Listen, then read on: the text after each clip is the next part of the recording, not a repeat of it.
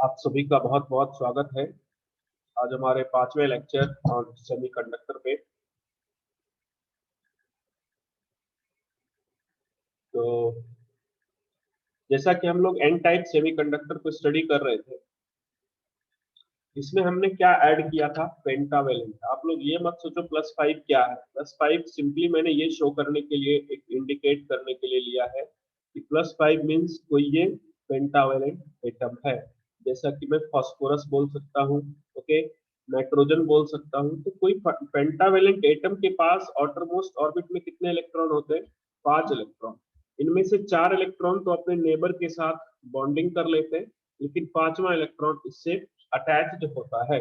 लेकिन जैसे ही टेम्परेचर हम बढ़ाएंगे, तो क्योंकि ये लूजली बाउंडेड है fifth electron of this pentavalent atom, तो ये आसानी से रिलीज हो जाएगा। इसके साथ साथ जैसे जैसे आप टेम्परेचर बढ़ाओगे, तो यहाँ से कोवेलेंट बॉन्ड्स भी ब्रेक होते हैं। तो इस फेनोमेना को, टेम्परेचर बढ़ने की वजह से, आप देखो यहाँ पर कैरियर्स अवेलेबल हो गए, फ्री चार्जेस अवेलेबल हो गए, चाहे वो इलेक्ट्रॉन हो या फिर होल हो। तो इन फ्री चार्जेस की वजह से हमें क्या मिल जाती है इस सेमीकंडक्टिंग मटेरियल में? We are sufficient enough to get the conductivity in this kind of material.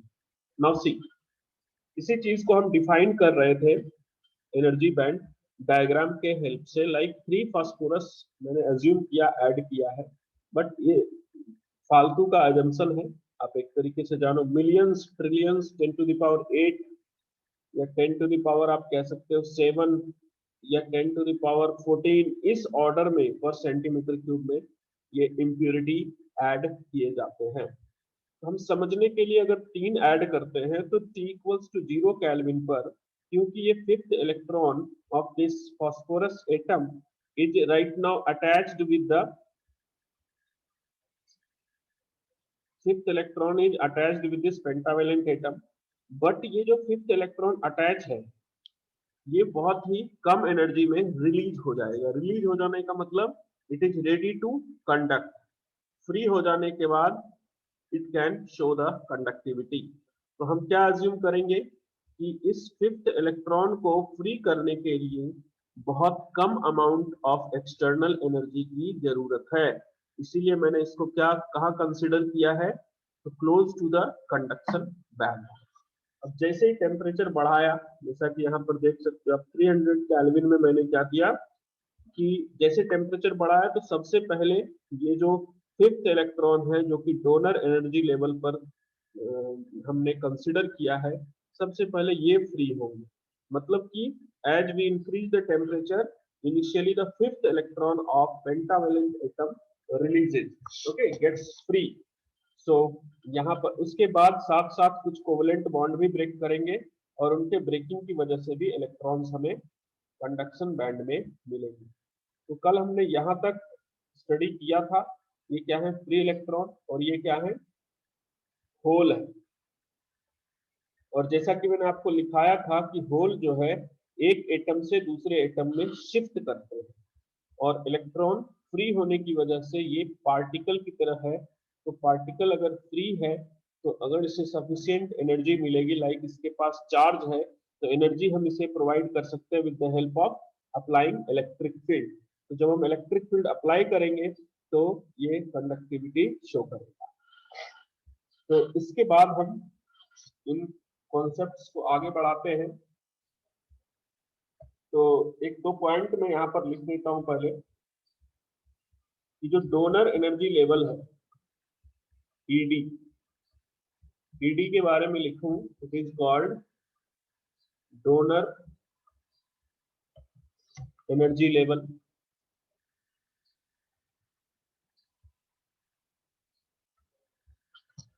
और it depends on, donor energy level ED depends on inter atomic spacing, inter atomic spacing,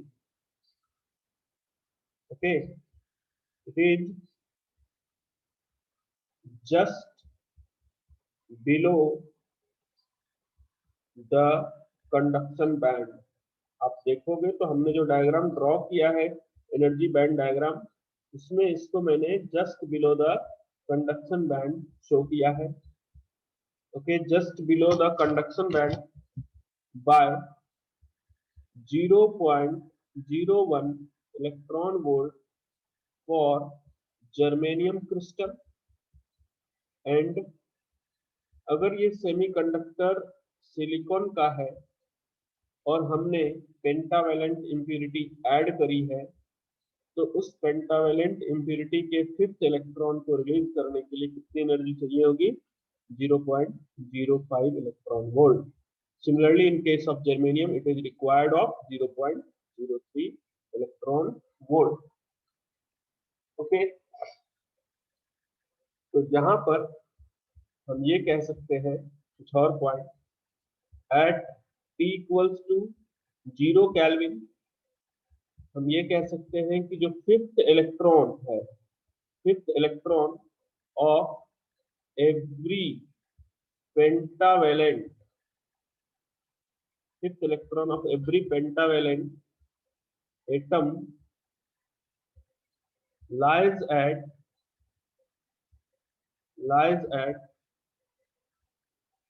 donor energy level. Okay, 5th electron pentavalent atom का donor energy level पर लाई करता है, ऐसा हम यहाँ पर consider करते हैं। और जैसे जैसे टेम्परेचर बढ़ेगा तो फिर as temperature rises there is donor level ionisation. क्या होता है, जैसे जैसे टेम्परेचर बढ़ेगा तो इलेक्ट्रॉन जो है आयोनाइज होंगे, कहाँ से? तो डोनर लेवल से। उसी को हम टेक्निकली लिखते हैं donor level ionisation. As temperature increases there is donor level ionisation. ये थ्योरी मैंने ट्राई करी थी लिख करके फोटो लेने की, सही आया नहीं, तो मैं इसको यहाँ पर लिख ही दूंगा इन सारी चीजों को। और ये देखा जाता है कि up to standard room temperature, ये पाया गया कि स्टैंडर्ड रूम टेम्परेचर तक पहुंचते पहुंचते, या फिर स्टैंडर्ड रूम टेम्परेचर की जब हम बात करेंगे तो ये कहा गया the donor level ionisation stops. ऐसा देखा गया कि डोनर लेवल आयोनाइजेशन जो है रुक जाते हैं, कंप्लीट हो जाते हैं। स्टॉप्स की जगह हम लिखते हैं donor level ionisation completes. Completes का मतलब क्या हो गया? That is the 5th electron of each pentavalent atom, the 5th electron of all the 5th electron of all the pentavalent atom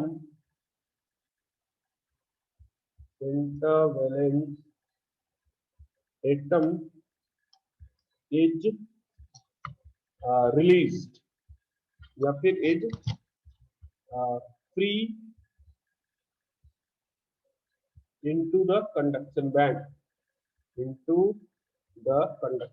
ये फ्री हो जाते हैं और कंडक्टिविटी में पार्टिसिपेट करने के लिए ये अब रेडी। ओके, साइमल्टेनियसली क्या चल रहा है?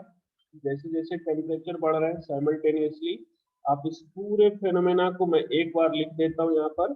Simultaneously there is breaking of covalent bond, there is breaking of covalent bond, so there will be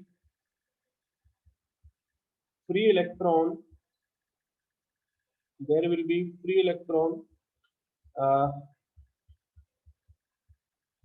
free electron concentration also because of breaking of covalent bond, breaking of covalent bond। ये पूरा का पूरा phenomena इन्होंने यहाँ पर लिख दिया। Covalent bond. तो यहाँ पर जब इस सेमीकंडक्टर की कंडक्टिविटी की बात करते हैं, तो कंडक्टिविटी की बात करी जाए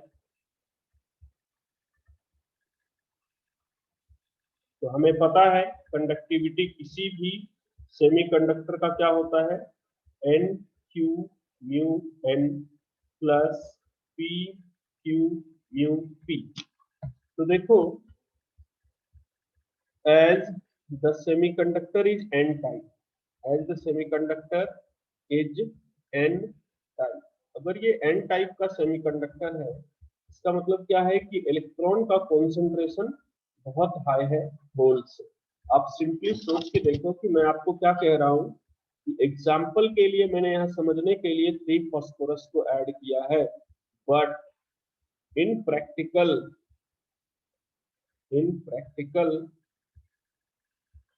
10 to the power 12 क्या मैं 14 लिख सकता हूँ, 10 to the power 14 पर सेंटीमीटर क्यूब। 1 सेंटीमीटर क्यूब में इतने फास्फोरस एटम ऐड किए जाते हैं एन टाइप सेमीकंडक्टर बनाने के लिए। इन जनरल में बात कर रहा हूँ। अब आपको जैसी कंडक्टिविटी चाहिए उतने एटम पर सेंटीमीटर क्यूब में आप ऐड करोगे। आप सोचो कि उतने ज्यादा इलेक्ट्रॉन फ्री होंगे यहाँ से डोनर लेवल आयोनाइजेशन से, इस लेवल से। ये सारे के सारे एक एक एटम जो है इतने एक एक इलेक्ट्रॉन प्रोवाइड करेंगे, तो टोटल कितने इलेक्ट्रॉन आ जाएंगे, 10 to the power 14।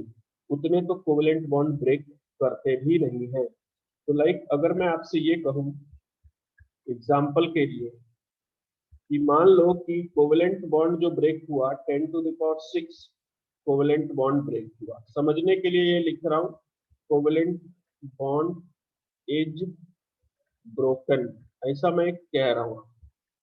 और इसके साथ साथ मान लो कि 10 to the power 14 पर centimetre cube phosphorus is added, phosphorus is added. तो टोटल नंबर ऑफ इलेक्ट्रॉन कितने आ गए, टोटल नंबर ऑफ इलेक्ट्रॉन कितने आ जाएंगे मैम, तो जितने कोवेलेंट बॉन्ड ब्रेक किए उतने इलेक्ट्रॉन आएंगे, साथ ही साथ जितने फॉस्फोरस हमने ऐड किए हैं। तो आप इसको 10 to the power 20 मत लिख देना, you will write this equivalent to 10 to the power 14, क्योंकि 10 to the power 14 के रिस्पेक्ट में 10 to the power 6 कुछ भी नहीं है।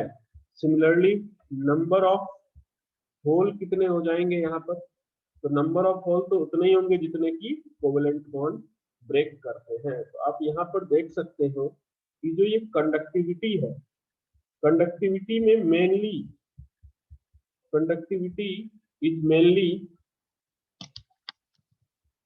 conductivity is mainly dominated by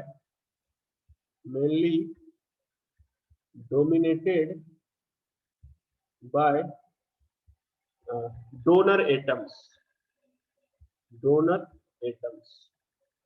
donor atom क्या है, जो हमने ऐड किया है, इम्प्यूरिटी जो हमने ऐड किया है, इसके ऊपर डिपेंड कर रहा है कंडक्टिविटी। क्योंकि ये कोवेलेंट बॉन्ड की जो ब्रेकिंग होती है वहां से बहुत कम ही कैरियर रिलीज हो पाता है जितना कि हम ऐड करते हैं।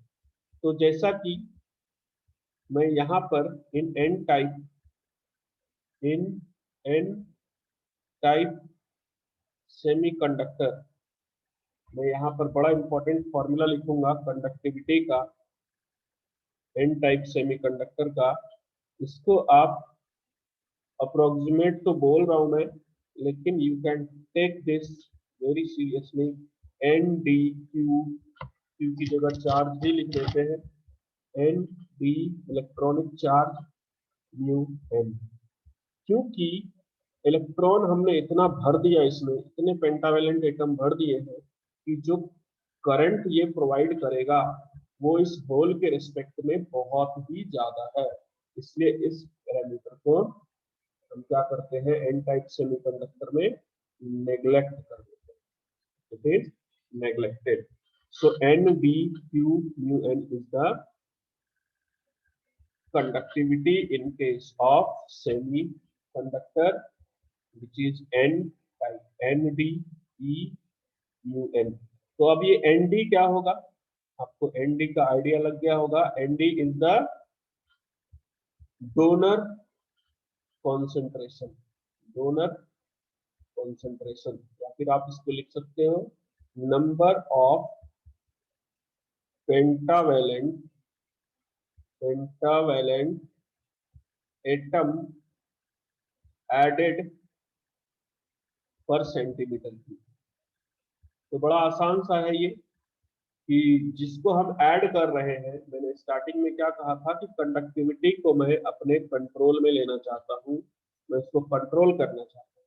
तो आप देखो अल्टीमेटली सेमीकंडक्टर में इलेक्ट्रॉन और होल तो थे, लेकिन अब कंडक्टिविटी मेरे कंट्रोल में है। मैं डिसाइड करूंगा कि कितने कैरियर मैं ऐड करूं और कंडक्टिविटी मुझे कितनी चाहिए।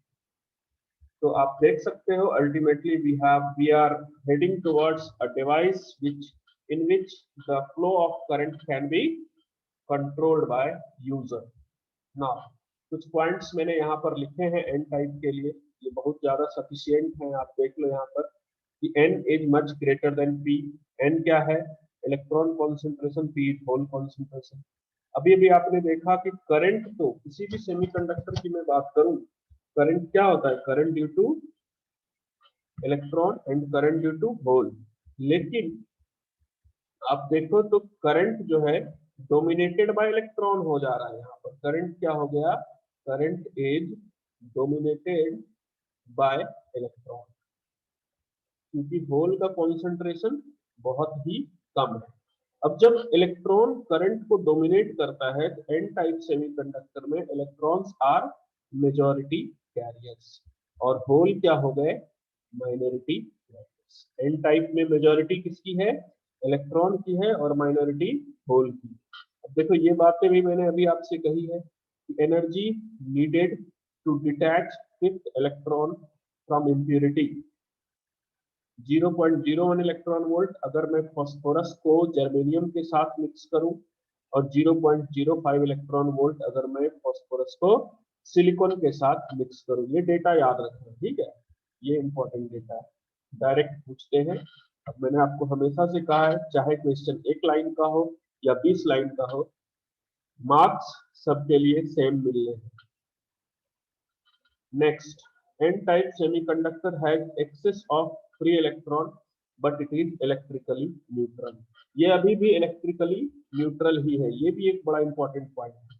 किसी भी सेमीकंडक्टर की बात हम करेंगे, चाहे वो प्योर सेमीकंडक्टर हो या एक्सट्रिंसिक सेमीकंडक्टर हो, ये हमेशा इलेक्ट्रिकली न्यूट्रल होते हैं।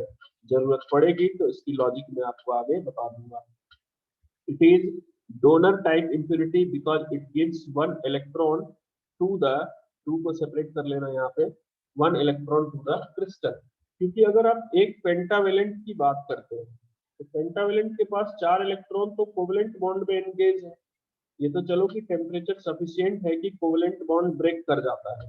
अगर ये कोवलेंट बॉन्ड ब्रेक नहीं करता टेम्परेचर की वजह से, तो ये जो मेन कॉन्ट्रीब्यूशन जो इस फिफ्थ ये पेंटावेलेंट एटम का है वो क्या है, ये अपने फिफ्थ इलेक्ट्रॉन को फ्री करके प्रोवाइड कर देता है क्रिस्टल में। इसके डोनेट करने की टेंडेंसी की वजह से इसको हम डोनर टाइप इंप्योरिटी कहते हैं। मैं यहाँ लिख देता हूँ, it has tendency to donate, इसकी टेंडेंसी है डोनेट करने, tendency to donate one electron to the crystal. इसीलिए इसको हम क्या कहेंगे, इसीलिए हम इसे कहते हैं ये एक डोनर टाइप इंप्योरिटी है। और आपको पता है डोनर टाइप इंप्योरिटी कौन कौन से हैं, नाइट्रोजन, फास्फोरस, आर्सेनिक, एंटीमनी और बिस्मथ। क्योंकि इन सब के पास आउटरमोस्ट ऑर्बिट में कितने इलेक्ट्रॉन है, 5 इलेक्ट्रॉन। लेकिन सबसे बेहतर परफॉर्मेंस किसका है, फास्फोरस का बेस्ट परफॉर्मेंस। तो ये आपका एन टाइप सेमीकंडक्टर कंप्लीट होता है। अब ऑब्वियसली पी टाइप को हम थोड़ा सा तो फास्ट करेंगे, क्योंकि मैंने डायग्राम यहाँ पर बना के रखा है तो आपको ज्यादा समय इसको समझने में नहीं लगेगा। देखो पी टाइप सेमीकंडक्टर। तो इम्प्यूरिटी क्या ऐड करेंगे हम? ट्राइवेलेंट। ट्राइवेलेंट के इम्प्यूरिटी की मैं बात करूं तो आउटर मोस्ट ऑर्बिट में कितने electron? 3 electron. 3 electron in outer most orbit. आप लिख के देखना एटॉमिक स्ट्रक्चर, आखिरी ऑर्बिट में बच जाएंगे 3 इलेक्ट्रॉन। तो लाइक मैं अगर बोरोन की बात करता हूं तो बोरोन का एटॉमिक नंबर है 5 और इसका एटॉमिक स्ट्रक्चर हो जाएगा 2,3। तो आउटर मोस्ट ऑर्बिट में कितने इलेक्ट्रॉन है इसके? 3। तो जैसे कि मैं इस बोरोन को जब सिलिकॉन या जर्मेनियम के साथ ऐड करूंगा तो इसके पास 3 इलेक्ट्रॉन तो हैं आउटर मोस्ट ऑर्बिट में, जो कि ये अपने नेबर के साथ शेयर कर सकता है। मान लो इसने कर भी दिया, ये इसके 3 इलेक्ट्रॉन हो गए शेयर। लेकिन जो इसके इस तरफ सिलिकॉन या जर्मेनियम जो भी है, इस साइड में जो सिलिकॉन एटम है, इसके पास 4 इलेक्ट्रॉन है आउटर मोस्ट ऑर्बिट में। ये अपने 3 इलेक्ट्रॉन को तो नेबर के साथ शेयर कर पाएगा, ये कर पाएगा, लेकिन इसका चौथा इलेक्ट्रॉन खाली रहेगा। इस सिलिकॉन की टेंडेंसी तो है कि ये अपना फिफ्थ फोर्थ इलेक्ट्रॉन शेयर करे, लेकिन इस नेबर के पास इलेक्ट्रॉन है ही नहीं। तो मैं जहां भी इलेक्ट्रॉन की डेफिशिएंसी होती है, लैक होता है, उसको हम शो करते हैं एक होल के हेल्प से। तो अब बोरोन के पास होल है और सिलिकॉन के पास इलेक्ट्रॉन है, तो यहाँ पर तो कोवेलेंट बॉन्ड पॉसिबल नहीं। तो आप देख सकते हो कि इसमें हमने जब बोरोन ऐड किया तो हमने एक प्रोटॉन ऐड किया, एक होल ऐड किया। आप याद करो, जब हम एक नाइट्रोजन ऐड कर रहे थे तो यहाँ पर एक इलेक्ट्रॉन ये डोनेट कर रहा था, लेकिन जब मैं बोरोन ऐड करता हूँ, ट्राइवेलेंट इम्प्यूरिटी ऐड करता हूँ इसमें, तो इसके पास ऑलरेडी एक डेफिशिएंसी है इलेक्ट्रॉन की, जो कि इसको चाहिए। तो ये क्रिस्टल क्या है, अभी अनस्टेबल हो जाता है। ये वाला सिलिकॉन एटम स्टेबल नहीं है, इसकी टेंडेंसी है कि ये अपना इलेक्ट्रॉन शेयर करे और खुशी खुशी जिंदगी जी ले, लेकिन ऐसा हो नहीं पाता है। ये अपना इलेक्ट्रॉन शेयर करना चाहता है नेबर के साथ, और नेबर के पास कुछ शेयर करने के लिए है नहीं, तो बस ऐसे ही बैठे रहता है। फिर क्या होता है, ये वाला जो क्रिस्टल आप देख रहे हैं, इसको क्या कहते हैं? 3D crystal structure. 3D crystal structure, ये मैं पहले से ड्रॉ करके रखा हूं ताकि थोड़ा फास्ट कर सके इसको। तो ये देखो, सेंटर में जो ऐड किया है +3 से, मैंने क्या शो किया है? ये ट्राइवेलेंट एटम को मैंने यहाँ पर ऐड किया, और इसके पास डेफिशिएंसी है इलेक्ट्रॉन की। ये अपने सिलिकॉन को दे नहीं पा रहा है, इस साइड के सिलिकॉन को कुछ, तो ये बस ऐसे करके बैठे हैं और ये बॉन्ड कंप्लीट नहीं। अब देखो क्या होगा, ये जो स्ट्रक्चर मैंने बनाया, ये किस पॉइंट पर बनाया? इक्वल्स टू 0 केल्विन पर। 0 केल्विन पर तभी तो देखो, आप कोई कोवेलेंट बॉन्ड भी सारा चुपचाप बैठा हुआ है, देख रहा है तमाशा की कोई यहाँ पर फेनोमेना तो चल ही नहीं रहा। और इसी को अगर मैं एनर्जी बैंड डायग्राम में शो करूं तो आप देख सकते हो कि एनर्जी बैंड डायग्राम में 0 केल्विन पर अभी conduction band empty. Conduction band क्या है 0 केल्विन पर? एम्प्टी, मतलब इसके पास कोई चार्जेस है नहीं। और यहाँ पर क्या है, हर सिलिकॉन एटम के पास 7 इलेक्ट्रॉन होगा, जो भी, कुछ के पास 8 भी होंगे, जो कि बोरोन के साथ नहीं कर रहा है बॉन्डिंग। तो ये ऐसा केस है, और यहाँ पर आप देख सकते हो कि जैसा कि हमने एन टाइप सेमीकंडक्टर में एक डोनर एनर्जी लेवल बनाया था, अब यहाँ पर हम एक्सेप्टर एनर्जी लेवल बना रहे हैं। और इस एक्सेप्टर एनर्जी लेवल को ध्यान से समझना, थोड़ा सा क्रूशियल है लेकिन आसान है। क्रूशियल इसलिए है कि आपको थोड़ा कॉन्सेंट्रेट होकर के सुनना पड़ेगा। एक्सेप्टर एनर्जी लेवल, ये एक्सेप्टर एनर्जी लेवल क्या है, ग्राफ है, मैंने इसको शो किया, ग्राफ के फॉर्म में मैंने शो किया है कि कैसे कैसे मेरे पास इलेक्ट्रॉन फ्री होंगे। अब आप सोचो कि अभी तो टेम्परेचर 0 केल्विन है तो कंडक्शन बैंड एम्प्टी है, लेकिन जैसे जैसे मैं टेम्परेचर बढ़ाऊंगा the covalent bond will start breaking because of what, thermal energy. जब कोवेलेंट बॉन्ड ब्रेक होगा थर्मल एनर्जी की वजह से, तो ये जेनरेट करेगा इलेक्ट्रॉन और होल पेयर। तो जब इलेक्ट्रॉन यहां से निकल के ऊपर जाना चाहेगा, इसको रास्ते में ही एक होल मिल जाएगा, तो फिर ये होल के साथ क्या करेगा, होल के साथ रिकम्बाइन हो जाएगा। इस एटम की डेफिशिएंसी को पहले ये फुलफिल करेगा, उसके बाद बच गए अगर इलेक्ट्रॉन तब पहुंच पाएंगे कहाँ, कंडक्शन बैंड में। आपको ये समझना है। पहले क्या था कि इलेक्ट्रॉन थे यहाँ पर, जैसे ही मैंने टेम्परेचर बढ़ाया तो ये इलेक्ट्रॉन जंप कर गए, साथ साथ कुछ कोवेलेंट बॉन्ड से भी इलेक्ट्रॉन आ गए। लेकिन अब क्या है कि अब इसके रास्ते में होल है, जब ये इलेक्ट्रॉन फ्री होना चाहेगा तो सबसे पहले ये क्या करेगा, जो जो कोवेलेंट बॉन्ड अधूरा है पहले उन सबको ये पूरा करेगा, उनको पूरा करने के चक्कर में खुद अधूरा हो जाएगा, खुद पीछे क्या करेगा, बहुत सारे होल्स छूट जाएंगे, क्योंकि जितने कोवेलेंट बॉन्ड ब्रेक करेंगे उनके मेजॉरिटी ऑफ इलेक्ट्रॉन्स इस होल के साथ रिकम्बाइन हो जाएंगे। तो देखिए वो भी डायग्राम मैंने बनाया है, आई विल शो यू। ये मैं हटा देता हूं यहां से। देखिए टेम्परेचर बढ़ाया upon increasing the temperature, temperature को बढ़ाया हमने तो देखना क्या क्या हो रहा है। एक कोवेलेंट बॉन्ड ओपन होना स्टार्ट होगा, जैसे कि ये कोवेलेंट बॉन्ड ब्रेक हुआ, एक ये ब्रेक हुआ, एक ये ब्रेक हुआ, लेकिन इन सब में से एक कोवेलेंट बॉन्ड से निकला हुआ इलेक्ट्रॉन पहले तो इस बोरोन के डेफिशिएंसी को कंप्लीट कर, उसके बाद जो बच जाएंगे इलेक्ट्रॉन वो यहाँ पर क्या कहलाएंगे, फ्री इलेक्ट्रॉन। ये क्या है, these are the free electron. या आप एनर्जी बैंड डायग्राम में देखना चाहो तो फ्री इलेक्ट्रॉन को हम कहाँ शो करते हैं, कंडक्शन बैंड में। देखो मैंने शो किए फ्री इलेक्ट्रॉन। और आप सिंपली इस 3D क्रिस्टल स्ट्रक्चर में काउंट करो कितने होल हो गए हैं। तो एक होल मैंने ऐड किया था और टोटल कितने होल हो गए, 3 कोवेलेंट बॉन्ड ब्रेक करके, 1 2 एंड 3 होल। And how many free electrons are there, एक ये इलेक्ट्रॉन और दूसरा ये।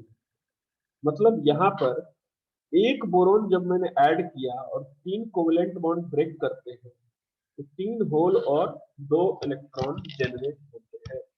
आपको अगर टफ लग रहा है तो बिल्कुल परेशान नहीं होंगे, आप एनर्जी बैंड डायग्राम को देखो, एनर्जी बैंड डायग्राम से आपको आसानी से समझ में आएगा। इसीलिए तो इसका हेल्प लिया गया है इलेक्ट्रॉनिक्स को समझने के लिए कि यहाँ पर जब कोवेलेंट बॉन्ड ब्रेक करेगा तो जो इलेक्ट्रॉन फ्री होकर के कंडक्शन बैंड में जाना चाह रहे थे उनको रास्ते में मिल जाएगा होल।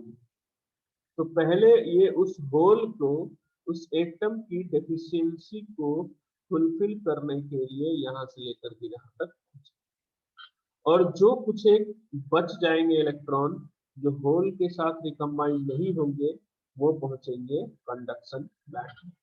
आप देखो कि यहाँ पर कितने कोवेलेंट बॉन्ड ब्रेक किए, 5 कोवेलेंट बॉन्ड, लेकिन 5 कोवेलेंट बॉन्ड ब्रेक किया बट नंबर ऑफ इलेक्ट्रॉन सिर्फ 2 ही, और होल कितने हैं यहाँ पर, 5।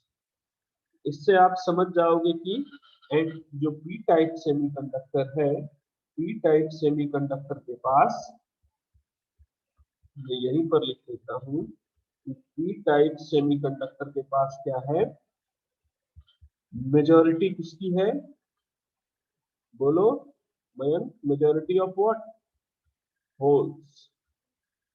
पी टाइप के पास मेजॉरिटी किसकी है, होल की है, एंड माइनॉरिटी किसकी है, एंड माइनॉरिटी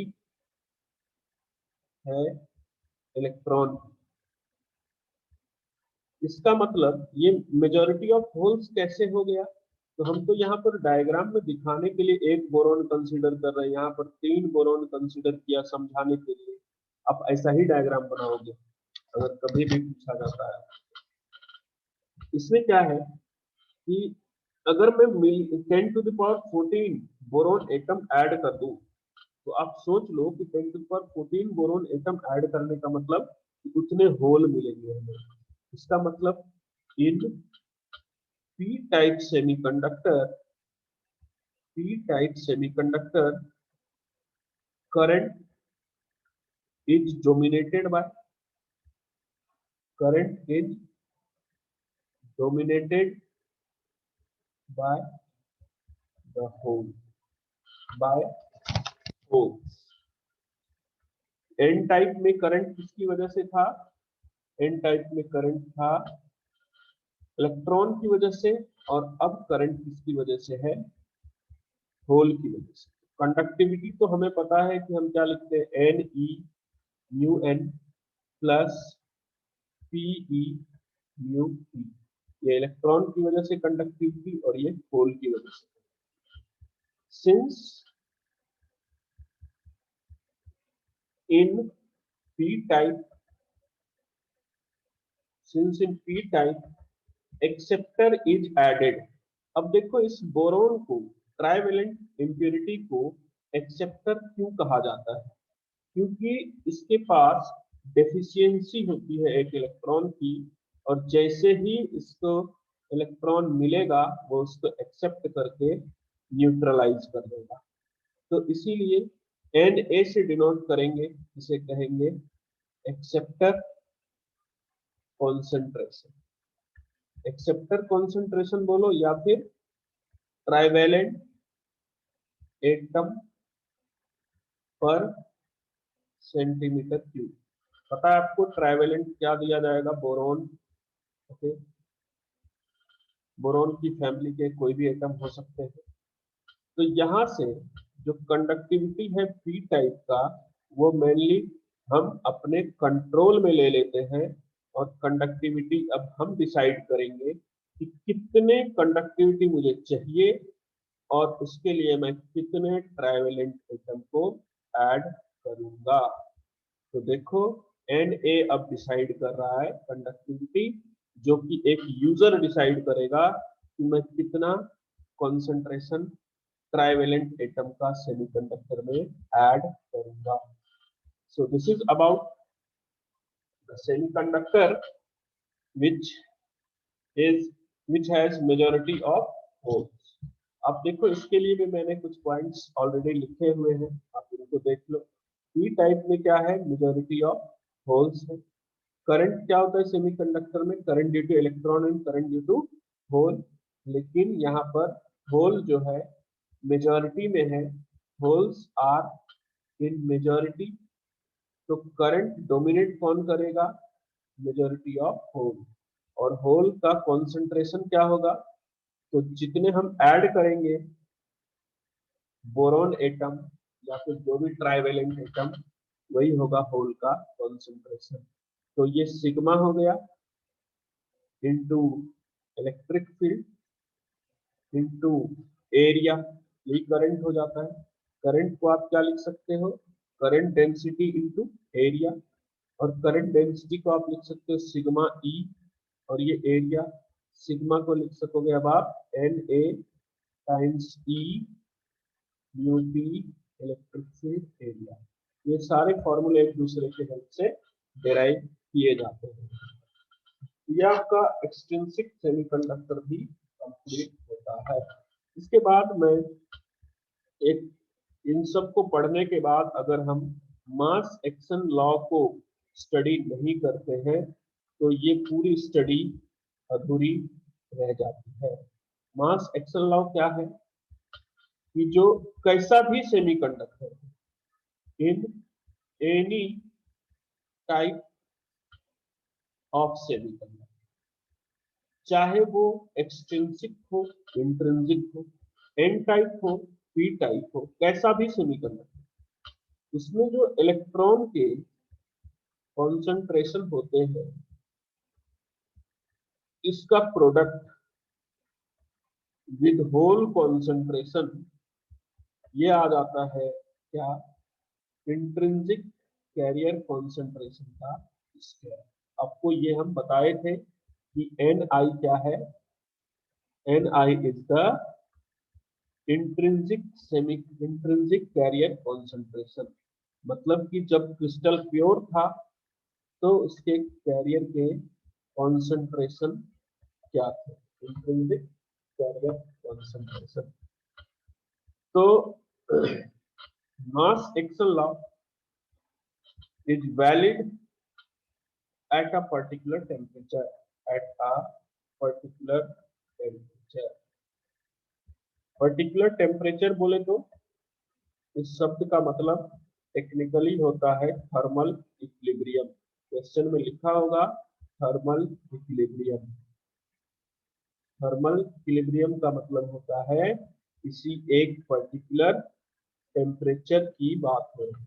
मतलब इस फॉर्मूले को आप 300 डिग्री केल्विन पर अगर यूज करना चाहते हो तो उसी टेम्परेचर पर जो भी इलेक्ट्रॉन का कॉन्सेंट्रेशन होगा और होल का कॉन्सेंट्रेशन होगा उसका प्रोडक्ट होगा क्या, इंट्रिंसिक कैरियर कॉन्सेंट्रेशन का स्क्वायर। तो इस पर बेस्ड क्वेश्चंस मैंने आपको कल दिखाने हैं और एक बार आज का पूरा ओवरव्यू ले लेते हैं लेक्चर का। तो कल हमने किया था एन टाइप सेमीकंडक्टर, इसको मैंने और थोड़ा सा डिटेल में यहाँ पर किया है। और ये जो पांचवा इलेक्ट्रॉन है इसको रिलीज करने के लिए कितनी एनर्जी चाहिए, when it is a germanium crystal it requires 0.01 electron volt, for silicon crystal it requires 0.05 electron volt। और इसकी कुछ थ्योरी है। फिर कंडक्टिविटी मेनली अब कौन डोमिनेट करेगा, तो in case of semiconductor conductivity is mainly dominated by donor atoms. या फिर यहाँ पर आप ये पॉइंट भी ऐड कर सकते हो, डोनर एटम्स मतलब इलेक्ट्रॉन। आप ये कह सकते हो कि एन टाइप में कंडक्टिविटी मेनली कौन डोमिनेट कर रहा है, इलेक्ट्रॉन कर रहा है, क्योंकि इलेक्ट्रॉन क्या है इसमें मेजॉरिटी में है। तो आज के लिए इतना ही, बहुत बहुत धन्यवाद आप लोगों का। कल आपसे मिलता हूँ, कल थोड़ा न्यूमेरिकल होगा।